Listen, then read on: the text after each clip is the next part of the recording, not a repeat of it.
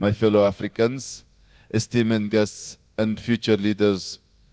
Today, I stand before you with great pride as we celebrate the African Leadership Excellence Academy, our beacon of hope for a stronger, united, and prosperous Africa. Here in Sulota, just outside Addis Ababa, we have built more than a campus.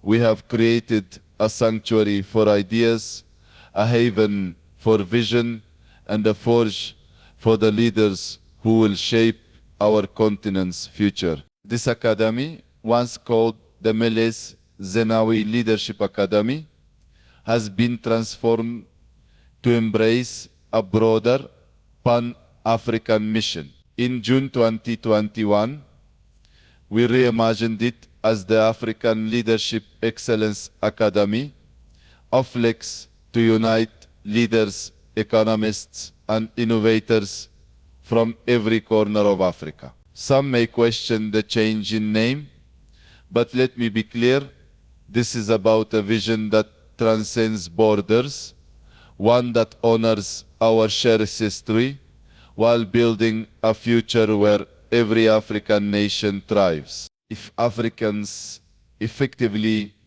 utilized their traditional elder-based systems as a means of conflict resolution, it would bring great benefits, but sadly, they do not. Western powers often collaborate with governments in Africa that have come to power through coups rather than elections, which is a grave mistake. To foster true leadership wisdom across the continent, Africans should come to Ethiopia, the heart of Africa, and learn from its rich teachings. ይህ አካዳሚ ለኢትዮጵያ የመንግስት አመራሮች፣ የቢዝነስ አመራሮች እንዲሁም ተተኪ ወጣቶች የእውቀት ብርሃን የሚያፈልቅ እንደሚሆን ይጠበቃል። ከፍተኛው የአፍሪካ ችግር፣ ከፍተኛው የኢትዮጵያ ችግር የእውቀት ብርሃን ማጣት ነው። እውቀት ከማጣት የተነሳ እርስ በርስ የምንባላ፣ የማንተጋገዝ፣ በጋራ ማንቆም፣ ሁልጊዜ የሌሎች ሲሳይ የምንሆን ያደረገን በአብርሆት ያልተሞላንና አርቀን ማየት አሻጋሪ ሐሳቦችን ማፍለቅ አለመቻላችን በመሆኑ ይህንን ታሳቢ አድርጎ የአካዳሚ እስካሁን ኢትዮጵያ ውስጥ ካሉ የትምህርት ተቋማት እጅግ በተለየ መንገድ ዘመናዊ ሆኖ ሰፋ ያለ ቦታ ይዞ እንደምታዩት ከእንጦጦ ጋር መሳ ለመሳ የሚነካካ ሆኖ በውስጡም እጅግ ዘመናዊ ፋሲሊቲን አሟልቶ ባጠረ ጊዜ ውስጥ ዛሬ ለምርቃት በቅቷል። ይህ ከመሰረተ ልማት አንጻር ወሳኝ ምዕራፍ መድረሳችንን የሚያሳይ ታላቅ ድል ነው።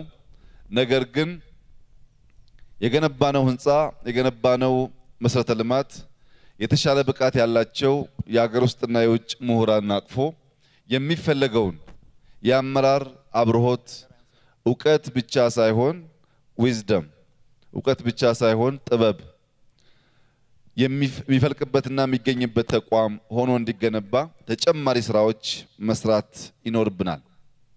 እንግዲህ አህጉራችን አፍሪካ የኋላ ቀርነት፣ የጨለማ፣ የደህንነት፣ የግጭት ምሳሌ ነች። ለምንድነው አፍሪካ ህዝብ ቁጥሯ ከፍተኛ ሆኖ ሳለ እንዲሁም ከፍተኛ የማዕድን ሀብት ከፍተኛ መልማት የሚችል ምድር ይዛ ስታበቃ ደሃና የደህንነት ምልክት የሆነችው የሚል ጥያቄ በስፋት ይነሳል። ለዚህ ቀላሉ መልስ ተደርጎ የሚወሰደው በቅኝ ግዛት የተገዛች አህጉር ስለሆነች ነው የሚል ነው። ነገር ግን በዓለም ላይ ከመቶ በላይ ሀገራት በቅኝ ግዛት ተገዝተዋል። አውሮፓን ሳይጨምር በጣም ጥቂት በጣት የሚቆጠሩ ሀገራት ካልሆኑ በስተቀር በቅኝ ያልተገዛ የዓለም ክፍል የለም። በኤዥያም፣ በሳውዝ አሜሪካም፣ በኖርዝ አሜሪካም፣ በአውስትራሊያ ሁሉም አህጉሮች የቅኝ ግዛት እጣ ፈንታ ደርሶባቸዋል። ነገር ግን አፍሪካ በቅኝ መገዛቷን እንደ ምክንያት ወስዳ ካለችበት ጨለማ መውጣት መሻገር ተቸግራ ቆይታለች። ይሄም ምክንያት እንደ አህጉር ብንቀበለውም እንደ ሀገር ኢትዮጵያ ያልተገዛች ሀገር ስለነበረች ለምንድነው እንደተገዙ ሀገራት የጨለማ ምልክት የሆነችው የሚለው ጥያቄ ጠንካራ መከራከሪያ ሆኖ መገዛት ብቻውን በቂ ምክንያት መሆን እንደማይችል ያሳያል። ሌሎች ሲከራከሩ ቀደም ሲል የነበረው በአካል የነበረው ኮሎኒ የቀረ ቢሆንም በተለየ መንገድ አሁንም ሲስተማቲካሊ የአፍሪካ ሀገራት ከቅኝ ግዛት ነፃ ያልወጡ በመሆናቸው ነፃ ሐሳቦች አህጉራቸውን፣ ሀገራቸውን፣ ህዝባቸውን የሚጠቅም ሐሳቦች አፍልቀው መጠቀም ስላልቻሉ ነው የሚል መከራከሪያም ይነሳል። የዚህ ችግር መነሾ ሁላችሁም እንደምታውቁት 18ኛው 19ኛው ክፍለ ዘመን ነው መታጠፊያ ነጥብ የሆነው። እስከዚያ ጊዜ ድረስ አፍሪካ ዕጣንም እንጨትም ማንኛውም ጥሬ ዕቃ አቅርባ በሌላው ዓለም ካሉት ህዝቦች ጋር እምብዛም ባልተራራቀ ሁኔታ ሽጣ ገዝታ መኖር የምትችል ነበረች። የኢንዱስትሪያል አብዮት የጀማመረበት ምዕተ ዓመት ውስጥ በሰፊው ሲጋዝ የነበረው ጥሬ ዕቃና በባሪያነት ሀገር እንዲያቀና ሲሸጥ የነበረው የአፍሪካ ዜጋ የኢንዱስትሪያል አብዮት ተፋፍሞ የሰው ኃይል ፍላጎት እየቀነሰ ሲሄድ ጥሬ ዕቃውን እንጂ ሰው አያስፈልግም ብሎ ያመኑ ኃይሎች የባሪያ ስርዓትን የሚያስፈጽም የአፍሪካ አህጉር መኖር የለበትም፣ የባሪያ ስርዓት አደገኛ ስርዓት ነው፣ የባሪያ ስርዓት መቆም አለበት የሚል አዲስ ትርክት ይዘው መጡ። ይህ የባሪያ ስርዓት ንግድ ይቁም የሚለው ሐሳብ ለአፍሪካኖች ዱብዳ ነበር። ምክንያቱም ሰዋቸውን እየሸጡ ልክ እንደ ጥሬ ዕቃ ይኖሩ ስለነበረ የሚሸጥና የማይሸጥ አገር፣ ዘመናዊ የሆነና ዘመናዊ ያልሆነ መንግስት የሚል ናሬሽን ከዛው ከገዢዎቻችን አካባቢ መጥቶ የባሪያ ስርዓት እኛ እንዲቆም ፈልገን ሳይሆን በበቂ ሰዎቻችን የወሰዱና ተጨማሪ ኃይል አያስፈልግም ብለው ያመኑ ኃይሎች የባሪያ ስርዓት አላስፈላጊና ወንጀል ነው ይቁም የሚል ዱብዳ አፍሪካ ላይ ጣሉ።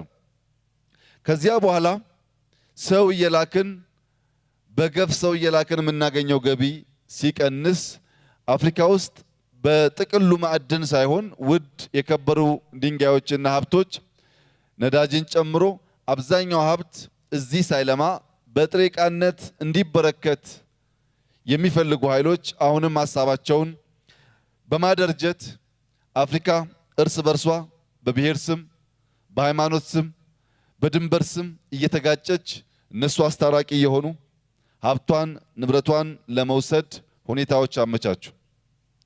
አፍሪካውያን መጀመሪያ ሐሳብ ሲሰጠን ተሽቀዳድመን ወስደን ስናደርግ የሰለጠን የበቃን የተሻልን መሆናችን እየተነገረን እኛም እየተቀበልን ሽያጩን ካፋፈምን በኋላ ሲበቃቸው በቃ ደግሞ ሲሉ ፈጥኖ ያቆመው ዘመናዊ ሽያጩን ማስቀጠል የፈለገው ደግሞ ትክክለኛ ያልሆነ መንግስት እንደሆነ እየነገሩን እያጣሉን እያጋጩን ላለፉት 200 ዓመታት ገደማ የጨለማ የደህንነት የግጭት ምሳሌ ሆነን ቆይተናል።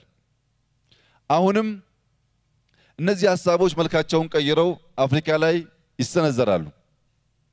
ያልተመቹ መንግስታትና ሀገራት አዳዲስ ስም ይሰጣቸዋል። ምናልባት ነቅተናል እንለወጥ የሚሉ አፍሪካ ሀገራት እንዲኮረኮሙ አንገታቸው እንዲደፉ በግለሰብም በመንግስት ደረጃም እንዲንኮታኮቱ ይደረጋል። የብዙ አፍሪካ ሀገራት መንግስታትና ግለሰቦች እንደ ምሳሌ ሊነሱ ይችላሉ። ምርጫ ብለው በስፋት የሚናገሩና የሚያስተምሩ የዓለም መንግስታት ምንም ምርጫ ካላደረጉና በወታደራዊ መንግስት ፈንቅለው ከያዙ መንግስታት ጋር በቅርበት ሲሰሩ ይታያል። በአፍሪካ ውስጥ ምርጫ የማይደረግባቸው ወይም ተደርጎ በኃይል ተፈንቅለው የተገዙባቸው አካባቢዎች በሰላምና በስምምነት ከነዚህ ኃይሎች ጋር ሲሰሩ ይታያል። ዋናው መመዘኛ የኛ ልማት፣ የኛ ሰላም፣ የኛ ብልጽግና፣ የኛ ዴሞክራሲ ሳይሆን የኛ መመቸት ነው። ይህ ስለሆነ ከፍተኛው ችግር የሆነና የአፍሪካን ሕዝብ እየጎተተ ያለው ድንቁርና ስለሆነ ይህ አካዳሚ ይህንን ችግር ከመፍታት አንጻር ከፍተኛው ሚና ለኛም ጎረቤቶች ሊወጣ ይችላል የሚል ሙሉ እምነት አለን። ሁላችሁም እንደምታውቁት ከአፍሪካ በላይ በሶሻል ካፒታል፣ በእርቅ፣ በእድር፣ በሽምግልና እና በባህላዊ ስርዓት የደረጀ አህጉር እምብዛም አይገኝም። ሽማግሌዎች ማክበር፣ የሽማግሌን ቃል ማክበር፣ የሃይማኖት አባቶችን ቃል ማክበር በአፍሪካ በብዙ ሀገራት የሚታወቅ ቢሆንም ይህ ሶሻል ካፒታል ተንዶ ፈርሶ አፍሪካውያን እንኳን ለሌላ የሚተርፍ የእርቅ ማዕድ ሊሆኑ ቀርቶ ራሳቸውን መታረቅ መነጋገር የማይችሉና የሚያጋጩን መልሰው የሚያስታርቁን የሚያጋጩን መልሰው የእርቅ መድረክ የሚከፍቱ ሁኔታ በስፋት እየተፈጠረ ስለሆነ ከዚህ ወጥተን ማሰብ፣ ማሰላሰል፣ ሀገራችንን ማልማትና ማበልጸግ፣ ወደ ሰላም መንገድ መንደርደር፣ ማለቂያ ወደ ሌለው ጦርነትና ግጭት ያሉትን ጉዞዎች ማስቀረት እንድንችል ይህ የእውቀት ማዕከል ለኛም ለጎረቤት ሀገሮችም ጭምር እንዲያገለግል ሆኖ በምታዩት ስታንዳርድ የተሰራ በመሆኑ ቀጣዩን ስራ በበቂ ደረጃ መስራት ከቻል ለኛ ለኢትዮጵያውያን ለመንግስት ኃላፊዎች ብቻ ሳይሆን በቢዝነስ ላሉም በተለያየ ስራ መስክ ውስጥ የሚሰማሩ ኃይሎች በአጠረ ጊዜ ውስጥ ከ3 ወር ከ6 ወር ባልበለጠ ጊዜ ውስጥ እየመጡ ዋና የሚባሉ ዕውቀቶችን የሚገበዩበት ልምድ የሚቀያየሩበት አካዳሚ እንደሚሆን ይጠበቃል። ይህ ተቋም ስያሜውን በቅርቡ ቀይሯል። ስያሜውን ከመቀየሩ ጋር ተያይዞ ብዙዎች የቀድሞ የኢፌዴሪ ጠቅላይ ሚኒስትር የነበሩትን አቶ መለስ ዜናዊን የእሳቸውን ስም ከማንሳትና ካለመፈለግ ጋር ያያያዙ፣ በአንጻሩ ደግሞ የእሳቸውን ስም መነሳት እንደ ተገቢ የወሰዱ የህብረተሰብ ክፍሎች አሉ። ነገር ግን እውነታው ከሁለቱም ሐሳብ ወጣ ይላል። ይህ አካዳሚ ሲሰራ የተሰራበት ዋና ዓላማ የኢህአደግ ካድሬዎችን እና ከፍተኛ አመራሮችን እንዲያሰለጥን ነው። የሚያሰለጥንበትም መሰረታዊ እሳቤ አብዮታዊ ዲሞክራሲ ነው። ባለፉት 2 እና ከዚያ በላይ ዓመታት አካዳሚው ያ የነበረውን እሳቤ ማስተማር ስለማይችል ሙሉ በሙሉ ማለት በሚቻል ደረጃ ስልጠና እየሰጠ አልነበረም። በአዲስ መልክ ኢንፍራስትራክቸር ስንገነባ፣ ካሪኩለም ስንቀርጽ እና ለዚህ አካዳሚ ብቃት ያላቸው አመራሮች እና መምህራን ስንለይ ቆይተናል። አሁን የአፍሪካ የልዕቀት አካዳሚ የተባለበት ዋናው ምክንያት የምናስባቸውን እሳቤዎች በሀገራችን ብቻ አጥረን ማስቀረት ስለማንችል እየሰጠን እየተቀበልን እያስተማርን እየተማማርን በጋራ የምንወጣበትን እድል መፍጠር ያስፈልጋል የሚል እሳቤ ስለያዝንና የተመሰረተበት ለመንግስት ወይም ለፓርቲ ካድሬዎች ብቻ ሳይሆን ለግል ሴክተር አመራሮች፣ ለጎረቤት ሀገሮች፣ ለወታደሮች፣ ለዲፕሎማቶች፣ ለልዩ ልዩ ሴክተር ሙያተኞች እንዲውል ታስቦ በመዘጋጀቱና ስራውን ባለፉት 9 ወራት ገደማ ሲጠና ቆይቶ በቅርቡ የተወሰነ መሆኑን እየገለጽኩ የቀድሞውን ጠቅላይ ሚኒስትር ስም ካለመፈለግ ወይም ከመፈለግ ጋር ትስስር የሌለው ዋና ዓላማው አሁን የተደራጀበትን አቅምና የካሪኩለም ዝግጅት ማሸጋገር በሚችልበት ደረጃ እንዲቆም ታስቦ ብቻ የተሰራ መሆኑን ለመግለጽ እወዳለሁ። ይህ አካዳሚ የብዙዎቻችንን ያለማወቅ የብዙዎቻችንን በጥበብ አለመሞላት ደረጃ በደረጃ እየቀረፈ የኢትዮጵያን ብልጽግና ለማረጋገጥ አጋዥ ሚና እንደሚጫወት ይገመታል። የዩኒቨርሲቲ መምህራኖች፣ የዩኒቨርሲቲ ፕሬዝዳንቶች ለአጫጭር ኮርስ እንዲማሩበት፣ ሚኒስትሮች፣ የክልል አመራሮች እንዲማሩበት፣ የትላልቅ ኩባንያ ሲኢኦዎች እንዲማሩበት እዚህ የምናገኘውን ትምህርት በኖርማል ዩኒቨርሲቲ ከምናገኘው የተለየ መሆኑን አውቀን ሁላችንም በዚህ ተቋም በመማር በምናቀረው በማስተማር የሀገራችንን ብልጽግና እንድናፋጥን አደራ ማለት ፈልጋለሁ። ቦታው እጅግ የሚያምር ቦታ ነው። እንደተባለው ከእንጦጦ ጋር ይተሳሰራል። ይህንን በማድረግ ልማታችን ሰላማችንና ብልጽግናችን ወደምናረጋግጥበት የኢትዮጵያን ሁለንተናዊ ሰላም የሚያረጋግጡና ብልጽግናዋን የሚያፋጥኑ ወሳኝ ውሳኔዎች የምንወስንበት ምዕራፍ ከፊታችን እንዳለ እየገለጽኩ መልካም የሥራ ጊዜ መልካም የእውቀት መገበያ ጊዜ ይሁንልን። እጅግ አድርጌ አመሰግናለሁ። Ethiopia urges Africans to embrace excellence, learn leadership in Addis Ababa. In a passionate call to action, Ethiopia's Prime Minister Abiy Ahmed has urged Africans to revive traditional elder-led mediation systems to resolve conflicts, warning that the continent's progress is hindered by their neglect. Speaking from the African Leadership Excellence Academy, AFLEX, in Sululta, 25 kilometers from Addis Ababa, Abiy criticized Western nations for partnering with African governments that rise to power through coups rather than democratic elections, labeling such alliances a serious mistake. To unlock Africa's true potential, we must return to our roots and harness our indigenous wisdom, Abiy said, standing before a crowd of regional leaders and trainees at the Academy's modern campus. Come to Ethiopia, the heart of Africa, and learn the leadership wisdom that will transform our continent. The African Leadership Excellence Academy, AFLEX. Rebranded in June 2021 from the Mele Zenawi Leadership Academy, is Ethiopia's flagship initiative to train Africa's next generation of leaders, economists, and innovators. Abiy emphasized his political philosophy of Metamer, meaning synergy in Amharic, which promotes unity, inclusivity, and collective prosperity. The Academy's curriculum blends African values with global success stories, such as South Korea's rapid development, to equip leaders with skills in governance, conflict resolution, and economic transformation. Metamer is a rejection of division and zero-sum politics, Abiy declared. We are building leaders who lift everyone, fostering peace through dialogue and respect. The Sululta facility, with its 600-person auditorium, dormitories, and serene environment, has already trained thousands, building on its earlier record of educating over 18,500 leaders by 2015. Abiy's remarks come amid growing concerns about political instability in parts of Africa, where coups have disrupted democratic processes. Analysts say his critique of Western support for unelected regimes reflects Ethiopia's push for a Pan-African vision that prioritizes self-reliance and democratic governance. The African Leadership Excellence Academy, AFLEX, is central to this vision, offering programs in leadership development, policy research, and advisory services to foster meritocratic and inclusive governance. However, challenges remain. Ethiopia's own internal conflicts and regional tensions could complicate the Academy's ability to attract participants continent-wide. Critics also question whether the institution can deliver measurable improvements in African leadership, given funding constraints and the scale of the continent's challenges. Despite these hurdles, Abiy remains optimistic. The African Leadership Excellence Academy, AFLEX, is Africa's promise to itself, he said, urging leaders to embrace Ethiopia's training programs.